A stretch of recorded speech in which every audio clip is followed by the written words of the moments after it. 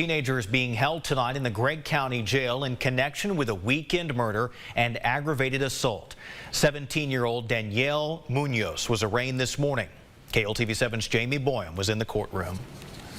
Danielle Munoz was arrested Sunday on charges of murder and aggravated assault. Kilgore police tell us they received several 911 calls about a shooting at Myrtle and Thompson Streets in Kilgore early Sunday morning.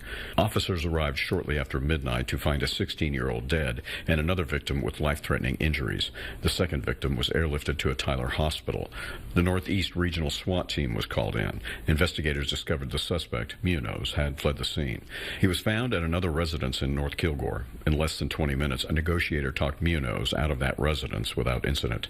Police tell us a handgun was used in the shootings and that Munoz lived at the home where the shootings occurred. This morning, 124th District Judge Alfonso Charles set bond on Munoz. So on the aggravated assault case, I'm going to set your bail at $50,000. On the murder case, I'm going to set your bail at $200,000. Munoz requested a court-appointed attorney. Jamie Boyum, KLTV 7 News. And again tonight, the teen remains in custody at the Gregg County Jail with bonds set at $250,000. Police in Kilgore continue to investigate that shooting by interviewing witnesses who were at the scene when it happened.